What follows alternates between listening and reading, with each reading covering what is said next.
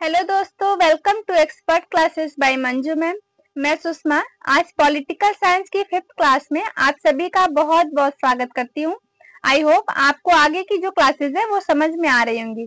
हमने first semester के first unit को स्टार्ट किया है। इसमें जो हमारा फर्स्ट टॉपिक रहा था भारतीय राष्ट्रीय आंदोलन, इसके बारे में हमने पढ़ा। सबसे पहले भारतीय राष्ट्रीय आंदोलन क्या होते हैं, फिर उसके बाद हमने उसके बर्थ के बारे में, उसके डेवलपमेंट के बारे में पढ़ा, उसका उदय कैसे हुआ, उसका जन्म जो हुआ, उसके बाद उसकी जो विकास हुई वो धीरे धीरे कैसे हुई, इसके बारे में हमने पढ़ा। उसके बाद हमने कांग्रेस की स्थापना पढ़ी थी 1885 में। 28 दिसंबर 1885 को कांग्रेस की स्थापना की गई, इसके बारे में हमने पढ़ा। और हमने ये भी पढ़ा कि जो कांग्रेस की स्थापना हुई, कांग्रेस में ही भारतीयों ने अपनी आवाज पाई थी। उसके बाद हमने पढ़ा कांग्रेस का विभाजन हो गया था 2 दलों में।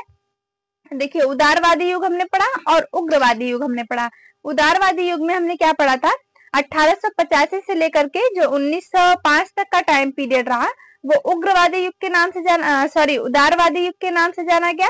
और जो 1906 से लेकर के 1919 तक का टाइम पीरियड रहा वो उग्रवादी युग के नाम से जाना गया।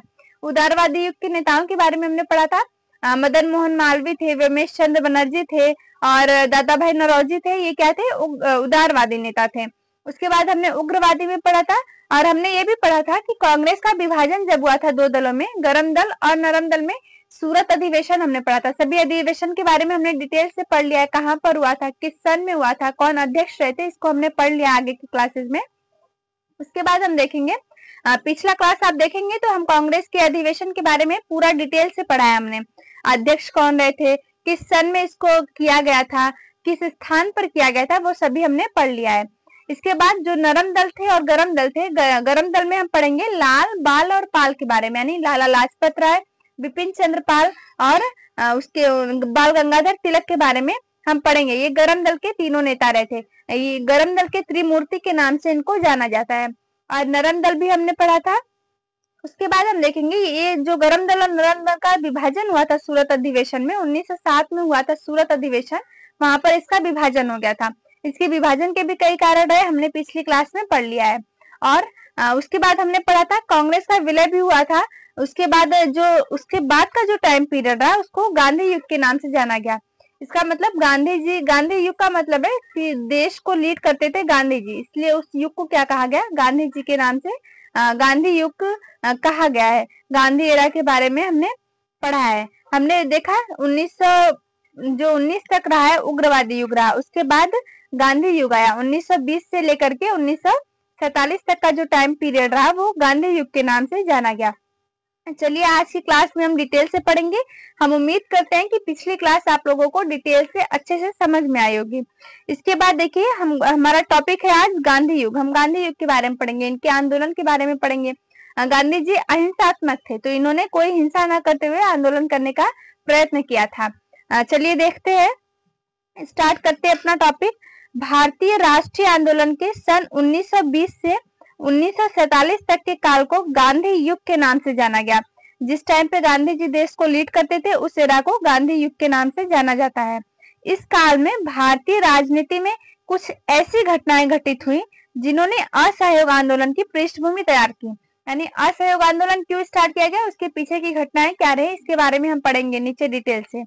इनमें होम रूल या गृह शासन आंदोलन, सन 1916 का कांग्रेस लीग समझौता और 20 अगस्त 1917 की मॉन्टेग्यू घोषणा प्रमुख रही है।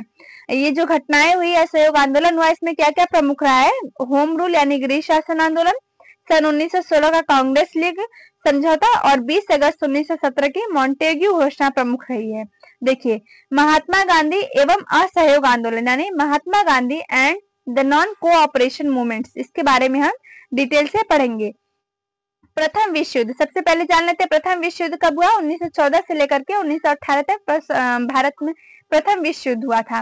प्रथम विश्व युद्ध के समाप्त होने पर भारतीय राजनीति में एक नए युग का आरंभ हुआ।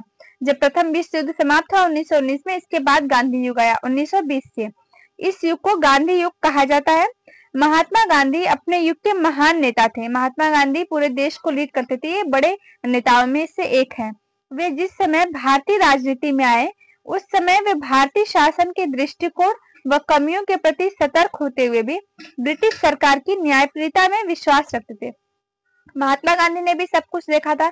महात्मा गांधी भी जानते थे क्या क्या कमी रही है, उसकी दृष्टिकोण के बारे में ये सतर्क थे, भली बात, लेकिन फिर भी वो ब्रिटिश सरकार की जो न्यायप्रियता थी उसमें विश्वास रखते थे। ब्रिटिश सरकार में विश्वास रखते थे कि हमारी बातें सुनेंगे, जब हम उनसे निवेदन करेंगे, हम अपने रिवोल्ट चलाएंगे तो जो ब्रिटिश है वो हमारे हित के लिए, हमारी भलाई के लिए काम करेंगे। अंग्रेजों को इससे कोई फर्क नहीं पड़ना था, उन्हें सिर्फ अपने फायदे की चीजें करनी थी। वो कोई रूल रेगुलेशन लगाते भी थे तो उसमें उनका ही फायदा होता था, भले वो भारतीयों के नाम से चलाते थे कि इंडियंस के लिए हमने ये किया है, लेकिन उसमें उनका फायदा होता था। और ब्रिटिश शासन के भक्त तथा सहयोगी थे। महात्मा गांधी ही ब्रिटिश शासन के क्या थे? भक्त और सहयोगी थे, वो सहयोग करते थे। इसलिए प्रथम विश्व युद्ध के दौरान भारतीय जनता से ब्रिटिश सरकार को जन धन की सहायता की अपील करते हुए कहा कि, किसने कहा था? गांधी जी ने कहा था। प्रथम विश्व युद्ध में गांधी जी ने भारतीय जनता से अंग्रेजों का साथ दिया था। कहा कि साम्राज्य की भागीदारी हमारा लक्ष्य है, यानी अपने साम्राज्य की जो रक्षा करना है उसमें भागीदारी न बना, अगर उस पर युद्ध हो रहा है तो हमारा लक्ष्य है कि हमें उसमें भागीदार होना चाहिए, पार्टिसिपेट करना चाहिए। हमें सामर्थ्य के अनुसार कष्ट उठाना चाहिए, जितनी हमारी क्षमता है इतना हमें देश के लिए लड़ना चाहिए, और साम्राज्य की रक्षा में अपनी जान तक दे देनी चाहिए। ये गांधी जी ने देशवासियों से कहा था। यदि साम्राज्य नष्ट हो जाएगा तो उसके साथ ही हमारी अभिलाषाएं भी नष्ट हो जाएगी। उनका कहना था कि जब साम्राज्य ही नहीं रहेगा तो जो हमारी इच्छा है, ये हमें स्वराज पाना है, हमें स्वतंत्रता पानी, ये सारी अभिलाषाएं हमारी नष्ट हो जाएंगी। अतः साम्राज्य की रक्षा के कार्य में सहयोग देना स्वराज प्राप्ति का सरलतम और सीधा मार्ग है। ये हमने देखा है। देखिए, साम्राज्य की रक्षा के कार्य में सहयोग देना स्वराज प्राप्ति का सरलतम और सीधा मार्ग। उन्हें लगता था कि अगर हम फर्स्ट वर्ल्ड वॉर जो हो रहा है उसमें अंग्रेजों का साथ देंगे तो हमें अपना स्वराज पाना, अपनी स्वतंत्रता पाना आसान हो जाएगा, अंग्रेज हमारी मदद करेंगे, ये देखकर कि भारतीय फर्स्ट वर्ल्ड वॉर में हमारा साथ दिए हैं। इस तरह गांधी जी की अपील पर भारतीय जनता ने ब्रिटिश साम्राज्य को भरपूर सहयोग प्रदान किया। गांधी जी की इस बातों से भारतीय जनता जो रही थी वो क्या की, ब्रिटिश शासन का सहयोग की थी। इसी के प्रति फलस्वरूप ब्रिटिश शासन ने गांधी जी को केसरी हिंद की उपाधि से सम्मानित किया। गांधी जी ने भारतीयों को मनाया था, किस लिए? फर्स्ट वर्ल्ड वॉर में अंग्रेजों का साथ देने के लिए। तो अंग्रेज क्या थे? गांधी जी को केसरी हिंद की उपाधि से उन्हें सम्मानित किया था गांधी जी को। लेकिन युद्ध समाप्त होने के बाद 1 वर्ष के भीतर ही कुछ ऐसी घटनाएं घटित हुई कि गांधी जी से भारतीय जनता को यह अनुभव होने लगा। देखिए, सबसे पहले तो हमने साथ दिया उनका, फिर भी वो ऐसे काम किए जिससे हमें अनुभव होने लगा कि अंग्रेज ऐसे हमारी बातों को सुनने वाले नहीं। यहाँ पर आप देख सकते हैं, first world war Gandhi ji ने असहयोग आंदोलन चलाया था। फर्स्ट वर्ल्ड वॉर के खत्म होने के बाद गांधी जी ने असहयोग आंदोलन चलाया। यहाँ पर असहयोग आंदोलन का पिक्चर है, आप देख सकते हैं। उसके बाद भारतीय जनता को ये एहसास होने लगा कि प्रथम विश्व युद्ध के दौरान भारतीयों के प्रति अपनाई गई दया की नीति अंग्रेजों की एक कूटनीति थी। यानी अंग्रेज सिर्फ अपना फायदा चाहते थे, उन्होंने हमसे मदद मांग लिया, हमने उनका साथ दे दिया, फिर भी उन्होंने ऐसा काम किया हमारे लिए कि हमने क्या सोचा, हमें ये एहसास होने लगा कि प्रथम विश्व युद्ध के दौरान भारतीयों के प्रति अपनाई गई दया की जो नीति थी वो अंग्रेजों की एक कूटनीति थी। इसलिए गांधी जी का मन बहुत क्षुब्ध हुआ, यानी गांधी जी से बहुत दुखी हुए। उन्होंने ब्रिटिश सरकार के साथ सहयोग की नीति छोड़कर असहयोग का मार्ग अपनाना उचित समझा। यानी गांधी जी ने सोचा कि जब हमने इनका इतना साथ दिया फिर भी इन्होंने ऐसा किया तो हम इनका क्यों सहयोग करें, हम असहयोग करेंगे, इनका सहयोग नहीं करेंगे। इसकी नीति गांधी जी ने अपनाया।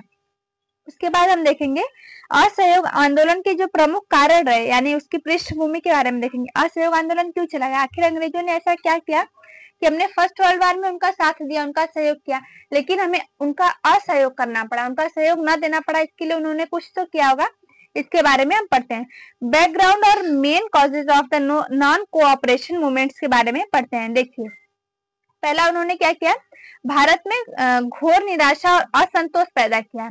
रॉलेट एक्ट पास किया। रॉलेट एक्ट 18 मार्च 1919 को पारित हुआ था। अंग्रेजों ने रॉलेट एक्ट पास किया। फिर जलियांवाला बाग हत्याकांड हुआ था, हंटर समिति प्रतिवेदन हुई और खिलाफत आंदोलन, ये सारे जो आंदोलन रहे इनके बारे में हम डिटेल से एक क्लास में पढ़ेंगे कि रॉलेट एक्ट क्या होता है, उसे कब क्यों पास किया गया था, जलियांवाला बाग हत्याकांड क्यों हुआ, हंटर समिति क्या होती है और खिलाफत आंदोलन। इनको हम एक क्लास में अच्छे से डिटेल से पढ़ेंगे। अभी हम पढ़ लेते हैं कि असहयोग आंदोलन के ये प्रमुख कारण है। हमने जो अंग्रेजों को असहयोग देने की बात की थी वो किस कारणों से दी थी, तो ये सारे कारण है। रॉलेट एक्ट पास करना प्रमुख कारण रहा, जलियांवाला बाग हत्याकांड हम पढ़ेंगे, ये सब जो कारण रहे थे। इसके बाद हम पढ़ते हैं कांग्रेस की नीति में परिवर्तन और असहयोग आंदोलन का निश्चय। यानी कांग्रेस की नीति में परिवर्तन हुआ, असहयोग आंदोलन को अपनाया गया, इसके बारे में हम पढ़ेंगे। Change in the policy of Congress and certainty of non cooperation movements. देखिए, उपयुक्त परिस्थिति को देखते हुए, यानी जो सारी घटनाएं हुई, रॉलेट एक्ट हुआ, जलियांवाला बाग हत्याकांड हुआ, हंटर समिति हुई, खिलाफत आंदोलन हुई, इसको देखते हुए सितंबर 1920 में कांग्रेस का विशेष अधिवेशन कलकत्ता में आयोजित किया गया था। 1920 में जो कांग्रेस का अधिवेशन हुआ था कलकत्ता में, वहां पर इस अधिवेशन में महात्मा गांधी द्वारा ब्रिटिश सरकार के विरुद्ध असहयोग आंदोलन संबंधी प्रस्ताव रखा गया। उस टाइम पे 1920 में जो अधिवेशन हुआ था कलकत्ता में, वहां पर गांधी जी ने ये अनाउंसमेंट किया कि हम अंग्रेजों के प्रति क्या करेंगे, असहयोग की नीति अपनाएंगे, हम उनका साथ नहीं देंगे। ब्रिटिश सरकार शैतान है जिसके साथ, गांधी जी ने कहा, ब्रिटिश सरकार शैतान है जिसके साथ सहयोग करना संभव नहीं है। यानी उन्हें अब ये रियलाइज हो गया कि उनका सहयोग करना संभव नहीं। सहयोग करने से भी हमें क्या मिला, रॉलेट एक्ट उन्होंने पास किया, जलियांवाला बाग हत्याकांड किया, इससे हमें क्या फायदा होना है। बिना स्वराज के पंजाब और खिलाफत जैसी गलतियां दोहराई जाएंगी। यानी बिना स्वराज के पंजाब और खिलाफत आंदोलन हम पढ़ेंगे, जैसी गलतियां दोहराई जाएंगी उन्हें रोका नहीं जा सकेगा। यानी हम चाह कर भी उन्हें नहीं रोक सकेंगे। हमने फर्स्ट वर्ल्ड वॉर में उनका साथ दिया, फिर भी हम चाह कर रॉलेट एक्ट को रोक पाए, जलियांवाला बाग हत्याकांड को रोक पाए, नहीं रोक पाए। इसी तरीके से वो जो आगे भी आंदोलन करेंगे, जो आगे भी वो कार्य करेंगे, हम उससे नहीं रोक पाएंगे। अंग्रेजी सरकार को अपनी भूलों पर कोई दुख नहीं है। अंग्रेज चाहे जो भी करते थे, लोगों को जान से मार देते थे, मासूम लोगों की जान चली जाती थी उनकी वजह से, लेकिन उन्हें इस बात का कोई दुख नहीं होता था। अतः हम यह कैसे स्वीकार कर सकते हैं कि नवगठित विधान परिषदें हमारे साम्राज्य का मार्ग प्रशस्त करेंगी। स्वराज प्राप्ति के लिए हमारे द्वारा प्रगतिशील नीति अपनाई जानी चाहिए। यानी गांधी जी को अब रियलाइज हो गया कि अंग्रेजों का सहयोग नहीं देना, उनका असहयोग करना है। देखिए, असहयोग आंदोलन के उद्देश्य क्या रहे एवं कार्यक्रम जो हुए असहयोग आंदोलन के लिए, ये पढ़ते हैं। Aims and programmes of non cooperation movements के बारे में हम पढ़ेंगे। गांधी जी ने असहयोग का संचालन किया था। गांधी जी द्वारा संचालित असहयोग आंदोलन का प्रमुख उद्देश्य ब्रिटिश शासन तंत्र को पूरी तरह ध्वस्त करना था। यानी गांधी जी का जो असहयोग आंदोलन चलाने का उद्देश्य क्या रहा था, ब्रिटिश शासन को पूरी तरह से नष्ट करना, यानी ध्वस्त करना था। इसके लिए ब्रिटिश भारत की समस्त राजनीतिक, सामाजिक एवं आर्थिक संस्थाओं के बहिष्कार का निश्चय किया गया। यानी गांधी जी ने कहा कि हम जो ब्रिटिश सरकार, इसकी जो राजनीति है, इसकी जो सामाजिक और आर्थिक समस्या है, इनका हम बहिष्कार करेंगे, हम इनका बहिष्कार करेंगे। असहयोग आंदोलन के अंतर्गत निषेधात्मक या विरोधात्मक पक्ष बनाए गए। यानी असहयोग आंदोलन में क्या क्या हुआ कि हम किस चीज का निषेध करेंगे, यानी किस चीज का त्याग करेंगे, बहिष्कार करेंगे, और किस चीज को अपनाएंगे, इसके बारे में बताया गया। देखिए, पहला है सरकारी वैतनिक तथा अवैतनिक पदों और उपाधियों का त्याग करेंगे। यानी जो ब्रिटिश सरकार से हमें कोई उपाधियां मिली है, उन्हें हम क्या करेंगे, त्याग देंगे, उनका बहिष्कार करेंगे। जैसे गांधी जी को केसरी हिंद की उपाधि मिली थी, तो गांधी जी ने अपना उपाधि त्याग कर दिया था। स्थानीय संस्थाओं के मनोनीत सदस्यों द्वारा अपने पदों का त्याग, यानी जो स्थानीय संस्थाएं उस पर जो मनोनीत किए गए हैं भारतीय, उनको क्या करना होगा, अपने पद से त्याग दे दीजिए, इस प्रकार से उनका बहिष्कार करिए। सन 1919 के अधिनियम के अंतर्गत होने वाले चुनाव का बहिष्कार करेंगे, यानी चुनाव में हम वोट नहीं डालेंगे, उनका बहिष्कार करेंगे। विदेशी माल का बहिष्कार करेंगे, जो बाहर से विदेशी सामान आ रहे हैं उसको हम यूज नहीं करेंगे, उसको हम नहीं खरीदेंगे। सरकारी न्यायालय का बहिष्कार करेंगे, हम उनके न्यायालय कोर्ट में नहीं जाएंगे, हम अपना न्यायालय बनाएंगे। ये निषेधात्मक जो कार्य गांधी जी ने बताया कि हमें इस प्रकार से अंग्रेजों का जो होगा बहिष्कार करना होगा। हम हिंसा नहीं अपना सकते, यानी गांधी जी हिंसात्मक थे तो वो हिंसा नहीं अपना सकते, लेकिन निषेध कर सकते थे। इसके बारे में देखिए। इसके बाद हम देखते हैं भारतीय द्वारा सैनिक, क्लर्क या मजदूर के रूप में कार्य करने से इनकार करेंगे। यानी जो भारतीय हैं वो सैनिक में है, क्लर्क में है या मजदूरी कर रहे हैं अंग्रेजों की, तो उनका हम बहिष्कार करेंगे, हम उनका काम नहीं करेंगे। सरकारी और अर्ध सरकारी स्कूलों और कॉलेजों का बहिष्कार करेंगे, यानी जो अंग्रेजों के द्वारा स्कूल कॉलेज खोले गए हैं उनका हम बहिष्कार करेंगे। उसके बाद जो रचनात्मक यानी जो सकारात्मक पक्ष है, क्या क्या हम उससे अपनाएंगे, उनका बहिष्कार करके उसके बारे में देखिए। यहाँ पर लिखा है, फर्स्ट है राष्ट्रीय स्कूल और कॉलेजों की स्थापना करेंगे, यानी हम अपना स्वयं का स्कूल बनाएंगे, राष्ट्रीय स्कूल और कॉलेज बनाएंगे, उसमें हम पढ़ाई करेंगे। व्यापक पैमाने पर स्वदेशी वस्तुओं का प्रचार करेंगे, यानी हम अपनी वस्तुएं स्वयं बनाएंगे और अपने वस्तुओं का प्रचार करेंगे। सरकारी न्यायालयों के स्थान पर गैर सरकारी पंचायती न्यायालयों की स्थापना करेंगे, यानी अंग्रेजों के न्यायालय में नहीं जाएंगे, हम अपना न्यायालय खुद बनाएंगे। घर घर घर में चरखे, हथकरघा और बुनाई का प्रचार करेंगे, यानी हम चरखे का प्रयोग करके वस्त्र बनाएंगे, हम इसका प्रचार करेंगे, हम अपना काम स्वयं करेंगे। अस्पृश्यता का निवारण हेतु प्रचार करना, यानी अस्पृश्यता यानी छुआछूत का अंत करेंगे, इसका निवारण करेंगे, इसका प्रचार करेंगे। हिंदू मुस्लिम एकता को यहाँ एकता रहेगा को सुदृढ़ करेंगे, यानी हिंदू मुस्लिम के बीच में एकता बढ़ाएंगे।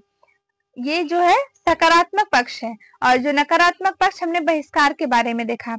इसके बाद हम पढ़ेंगे असहयोग आंदोलन की प्रारंभ, प्रगति और उसका अंत, यानी असहयोग आंदोलन का प्रारंभ कैसे हुआ, इसकी प्रगति धीरे धीरे कैसे हुई और इसका अंत कैसे हुआ। असहयोग आंदोलन को गांधी जी ने वापस ले लिया था, चौरी चौरा जो कांड हुआ था 1922 में, इसके बाद असहयोग आंदोलन गांधी जी ने वापस ले लिया। सबने मना किया लेकिन गांधी जी ने नहीं सुना, क्योंकि उनको लगता था कि हिंसा हुई और हम हिंसा के लिए काम नहीं करेंगे, हम अहिंसा के प्रति कार्य करेंगे।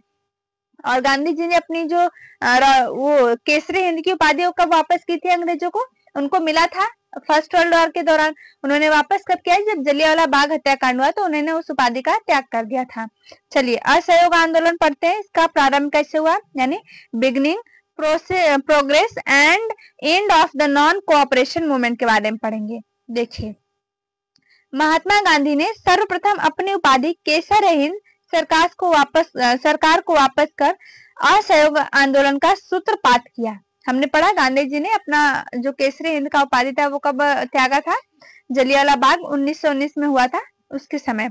उन्होंने वायसराय को यह भी लिखा कि मेरे हृदय, गांधी जी वायसराय को एक पत्र लिखते हैं कि मेरे हृदय में ऐसी सरकार के लिए कोई सम्मान और प्रेम नहीं है। गांधी जी ने बताया कि ऐसे सरकार के लिए मेरे हृदय में कोई सम्मान और प्रेम नहीं है, नहीं रह सकता, जो अपनी अनैतिकता की रक्षा के लिए एक के बाद एक गलत कार्य करती चली आ रही है। मैंने इसलिए असहयोग का सुझाव रखा है जिससे वे लोग ऐसा करना चाहें सरकार से संबंध विच्छेद कर सके, और यदि वह अहिंसात्मक बना रहे तो सरकार को मार्ग बदलना होगा तथा अपनी भूलों को सुधारना होगा। गांधी जी ने कहा कि हम इसलिए साथ में सहयोग नहीं कर सकते कि बिना किसी मतलब कि आप एक न एक गलतियां करे आ रहे हैं। सहयोग आंदोलन हम चलाएंगे इसलिए क्योंकि हमने आपका वर्ल्ड वॉर में साथ भी दिया और आपने हमारे लिए क्या किया, मासूम लोगों की जान ली, तो हम आपका सहयोग नहीं कर सकते, हमारे हृदय में इतनी जगह नहीं है आपके लिए। फिर उसके बाद देखेंगे यदि वह हिंसात्मक बना रहे तो सरकार को मार्ग बदलना होगा तथा अपनी भूलों को सुधारना होगा। अगर आप चाहते हैं कि हम अहिंसात्मक रहे, हिंसा ना करें, तो आपको अपना मार्ग बदलना होगा और अपनी भूलों को सुधारना होगा। अंग्रेज ऐसा कर ही नहीं सकते, अंग्रेजों को सिर्फ लालच था, धन लूटना था, शासन करना था देश पर, उन्हें अपने किसी के हित न हित से कोई मतलब नहीं था। देखिए, CR दास यानी चित्तरंजन दास, मोतीलाल नेहरू, राजेंद्र प्रसाद, पंडित जवाहरलाल नेहरू, लाला लाजपत राय, आसफ अली आदि ने वकालत करना छोड़ दिया। किस तरीके से इन्होंने अंग्रेजों का बहिष्कार किया? जो CR दास थे, मोतीलाल नेहरू थे, राजेंद्र प्रसाद थे, पंडित जवाहरलाल नेहरू रहे, लाला लाजपत राय रहे, आसफ अली रहे, इन्होंने क्या किया, वकालत करना छोड़ दिया था, यानी उनका असहयोग कर रहे थे, तथा सरकारी न्यायालयों का बहिष्कार करके आंदोलन के नेताओं द्वारा स्थापित किए गए बिहार विद्यापीठ, पटना, गुजरात विद्यापीठ अहमदाबाद, तिलक महाराष्ट्र विद्यापीठ पूना, मुस्लिम विद्यापीठ अलीगढ़ तथा हिंदू विद्यापीठ आदि राष्ट्रीय विद्यालयों में प्रवेश लिया। यानी उन्होंने वकालत छोड़कर क्या किया, अपना स्वयं का स्कूल कॉलेज बनाना स्टार्ट किया। देखिए यहाँ पर लिखा हुआ है बिहार विद्यापीठ पटना में, गुजरात विद्यापीठ अहमदाबाद, तिलक महाराष्ट्र विद्यापीठ पूना में, मुस्लिम विद्यापीठ अलीगढ़ में तथा हिंदू विद्यापीठ आदि राष्ट्रीय विद्यालयों में प्रवेश लिया। इस प्रकार से उन्होंने असहयोग किया अंग्रेजों का। विदेशी वस्त्रों का बहिष्कार किया गया। जो विदेश से वस्त्र बनकर आते थे उनका हम बहिष्कार किया, उनका त्याग किया, हम नहीं यूज करेंगे तुम्हारे ड्रेस को। इस कार्य में जनता का अपूर्व उत्साह दिखाई दिया, यानी जनता इस कार्य में अपने उत्साह को आगे बढ़ाते हुए दिखाई दिया। स्थान स्थान पर विदेशी वस्त्रों की होली जलाई गई, यानी विदेशी वस्त्रों को फूंक दिया गया, उनको जला दिया गया। लोग खादी वस्त्र पहनने लगे, जिससे भारतीय हथकरघा और बुनाई उद्योग को प्रोत्साहन प्राप्त हुआ। लोग क्या करने लगे, अपने देश का बना हुआ खादी वस्त्र पहनने लगे, जिससे हथकरघा और बुनाई का कार्य प्रारंभ हुआ। देशवासियों को क्या हुआ, देशवासी जो अपने रहे भारत के, उनको रोजगार मिल गया। अंग्रेजों ने सब कुछ हमसे छीनकर हमारी कंपनियों को नष्ट करके बेरोजगार कर दिया था।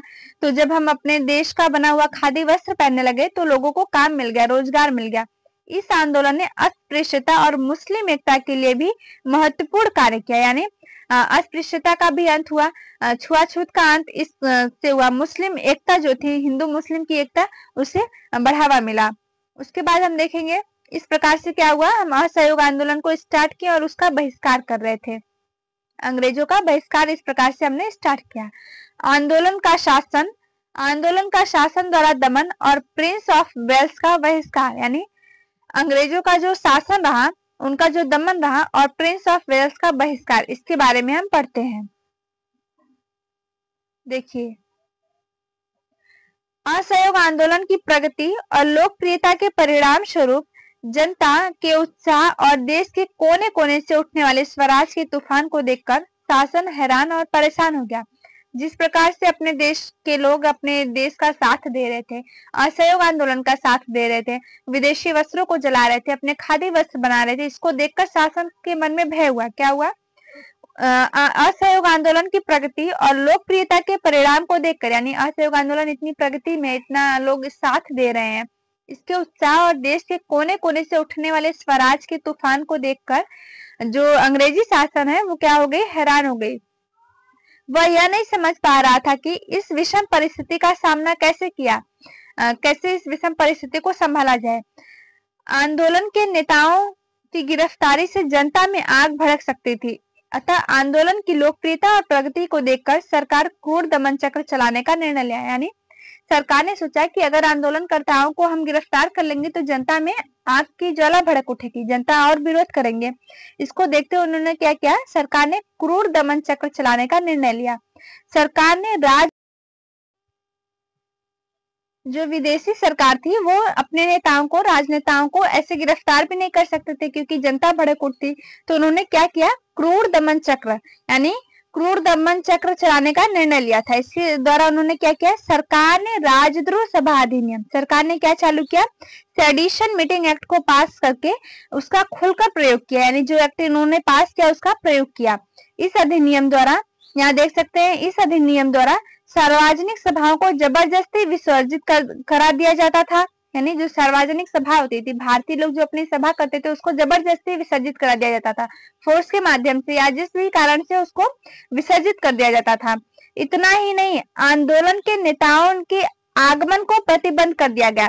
जब नेता के जो आंदोलन थे उसको लीड करने के लिए लोग आते थे तो उनको क्या किया गया, उनके आगमन को प्रतिबंध कर दिया गया था। अनेक नेताओं को गिरफ्तार कर लिया गया, जो अपने देश को लीड करने के लिए महान नेता थे उनको क्या किया गया, गिरफ्तार कर लिया गया इस एक्ट के द्वारा। फलतः फरवरी 1922 में गांधी जी ने गवर्नर जनरल को पत्र द्वारा चेतावनी दी कि यदि 7 दिन के अंदर शासन ने अपने दमनात्मक नीति में परिवर्तन नहीं किया तो कांग्रेस द्वारा बारदली और गुट्टूर में सविनय अवज्ञा आंदोलन प्रारंभ कर दिया जाएगा। ये सब देखते हुए गांधी जी ने क्या किया, अंग्रेजी शासन जो थी उसको, गवर्नर जनरल को एक पत्र लिखकर चेतावनी देते हैं कि यदि 7 दिन में शासन परिवर्तन नहीं हुआ, यानी आप लोग यदि 7 दिन के अंदर अपने शासन में परिवर्तन नहीं करेंगे, अपनी दमनात्मक नीति में परिवर्तन नहीं करेंगे तो हम क्या करेंगे, कांग्रेस जो है वो बारदली और गुट्टूर में सविनय अवज्ञा आंदोलन क्या करेगी, प्रारंभ कर देगी, जिसमें कर न दो कार्यक्रम में शामिल होगा। इसमें हम क्या करेंगे, कर न दो कार्यक्रम, यानी जो आप जबरदस्ती के कर हमसे वसूल करते हैं उसको हम नहीं देंगे, ये आंदोलन हमारा चालू होगा। देखिए, असहयोग आंदोलन का अंत और चौरी चौरा कांड, इस प्रकार से हमने क्या पढ़ा कि असहयोग आंदोलन का स्टार्ट किया गया, उसका बहिष्कार किया गया, विदेशी कपड़े जलाकर हम अपना खादी वस्त्र यूज करने लगे, और हमने सरकार को, विदेशी सरकार को पत्र भी लिखा कि यदि 7 दिन के अंदर चेतावनी दी कि 7 दिन के अंदर शासन परिवर्तन नहीं होगा तो हम क्या करेंगे, असविनय अवज्ञा आंदोलन चालू कर देंगे। इस प्रकार से जो हो उसकी प्रगति हुई। उसके बाद उसका अंत कैसे हुआ असहयोग आंदोलन का, यहाँ देखेंगे। असहयोग आंदोलन गांधी जी ने स्टार्ट किया, हमने देखा। उसके बाद देखिए असहयोग आंदोलन का अंत, चौरी चौरा कांड, यानी end of the non cooperation movement and Chauri Chaura incident के बारे में हम पढ़ते हैं। इसके बाद क्या किया, गांधी जी ने असहयोग आंदोलन को वापस ले लिया। देखिए चौरी चौरा कांड 5 फरवरी 1922 को उत्तर प्रदेश के गोरखपुर जिले में चौरी चौरा नामक स्थान पर हुआ। ये कहा हुआ था, यूपी में हुआ था, चौरी चौरा नामक स्थान पर हुआ था, इसलिए इसको चौरी चौरा कांड के नाम से जाना जाता है। शासन के अत्याचारों से क्षुब्ध होकर लगभग 30,000 लोगों की भीड़ ने प्रदर्शन किया। यानी शासन इतना क्रूर हो गई थी कि लोगों को सहा नहीं जाता था। लोग क्या किए, 30,000 लोगों की भीड़ है, कोई छोटी मोटी भीड़ नहीं, 30,000 लोग बहुत बड़े होते हैं। इन्होंने क्या किया, भीड़ प्रदर्शन किया। पुलिस ने बल प्रयोग करके इस शासन को रोकने का प्रयास किया। पुलिस ने अपना फोर्स जो था, जो ब्रिटिश पुलिस थी, उन्होंने क्या किया, इस शासन को रोकने का प्रयास किया। इससे जनता उत्तेजित होकर हिंसा पर उतर आई। जब उन्होंने मना किया, उसको बलपूर्वक उसको रोकने का प्रयास किया, तो जनता क्या हुई, गुस्सा जनता में फूट उठी और वो हिंसा पर उतर आए। उसने एक पुलिस चौकी में आग लगा दी। पुलिस इतना परेशान कर दिया था लोगों को कि उन्होंने क्या किया, हिंसा पर उतर आए और एक पुलिस चौकी में ही आग लगा दी। इस अग्निकांड में एक थानेदार और 21 सिपाही जलकर मर गए। कुल 22 लोगों की मृत्यु हो गई थी, जल गए थे।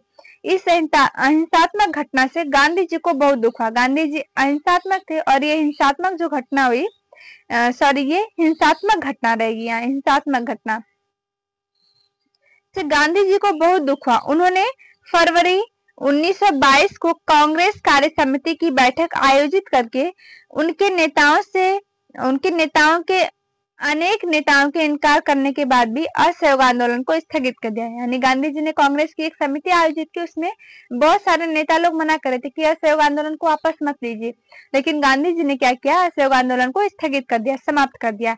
देशबंधु चित्तरंजन दास को देशबंधु के नाम से जाना जाता है। मोतीलाल नेहरू, लाला लाजपत राय और सुभाष चंद्र बोस आंदोलन स्थगित करने के बिल्कुल पक्ष में नहीं थे।